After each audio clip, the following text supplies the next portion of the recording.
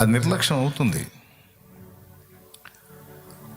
మీరేమి ప్రార్థన చేస్తారంటే, నన్ను సువార్తకు వాడుకోయ్యా, నన్ను తీసుకెళ్ళు ప్రభువా, నాకు అవకాశాలు ఈ ప్రభువా, నా ఇంటోళ్ళు నన్ను పోనీయట్లేదు తండ్రి బయటికి, లేకపోతే నన్ను వదిలితే రాకెట్ లాగా దూసుకుపోతాను ప్రభువా అని దేవుని ముందు పెద్ద పెద్ద ప్రార్థనలు చేస్తావు. దేవుడే నవ్వుతూ ఉంటాడు. ఇంటి ముందున్న లాజరుకి అంత రొట్టె మొక్క పెట్టనోడు, దేవుడా నన్ను బయటికి వదిలితే, అసలు చాలామందికి పెట్టేవాడిని అంటే ఎట్లుంటుందండి? చాలామందికి రొట్టెలు పంచేవాడిని అంటే ఎట్లుంటుందండి? అరే నువ్వు బయటికి వెళ్ళి రొట్టెలు పంచడం సంగతి అట్టుంచి, నీ ఇంటి వాకిటి దగ్గర ఉన్నోడికి అంత రొట్టె మొక్క పెట్టేవరా ఏనాడమ్మా అని అడగడా? ఈరోజు అదేవిధంగా దేవుని సన్నిధిలో, దేవుని సముఖంలో ఎన్నో సంగతులు తెలుసుకున్నాం. యేసుక్రీస్తు ఎందుకు దేవుడో, లోకములో మనం గతంలో ఫాలో అయిన వాటికి యేసు ప్రభుకున్న తేడా ఏంటి, యేసు ప్రభు బోధించింది ఏంటి, మారు మనసు అంటే ఏంటి, రక్షణ అంటే ఏంటి, ప్రార్థనా జీవితం అంటే ఏంటి, విశ్వాసం అంటే ఏంటి,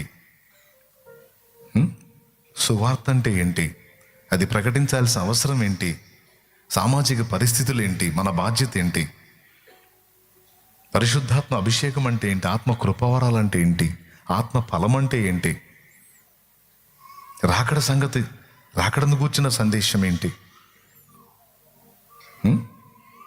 దైవత్రిత్వం అంటే ఏంటి, తండ్రి ఎవరు, కుమారుడు ఎవరు, పరిశుద్ధాత్మ ఎవరు, దేవుని పని మనం ఏ విధంగా చేయగలం, దేవుని పని మనం ఎందుకు చేయాలి, అసలు దేవుడు భూమి మీదకి మనల్ని ఎందుకు తీసుకొచ్చాడు, మన జన్మ వెనక దేవునికి ఉన్న ఉద్దేశం ఏంటి, ఇలా ప్రార్థనను గురించి, విశ్వాసాన్ని గురించి, వాక్య ధ్యానాన్ని గురించి, ఆత్మీయ జీవితంలో భద్రతను గురించి, పరిశుద్ధ జీవితాన్ని గురించి, క్రీస్తు కొరకు బ్రతకడాన్ని గురించి, సేవా నియమాన్ని గురించి, ఏమంటే దేవుని కొరకు దైవజనురాండ్రు మిషనరీలు చేసిన త్యాగాలను గురించి, అలాగే బైబిల్లో భక్తుల గురించి, క్రీస్తు గురించి నీ అవగాహన నువ్వు మొత్తం చెప్పమని నేను చెప్పట్లా. నువ్వు నింపబడిన పరిధిలో నీకున్న అవగాహన పరిధిలో ఇతరులకు నువ్వు అవగాహన కల్పించాలి కదా అంటున్నా నేను. ఈరోజు ఈ ఒక్క సంఘమే కాదు, సార్వత్రిక సంఘము అంటే ప్రపంచవ్యాప్తంగా ఉన్న క్రైస్తవ సంఘములో ప్రతి చర్చిలో ఇలాంటి కండిషనే ఉంది, ఇలాంటి పరిస్థితే ఉంది.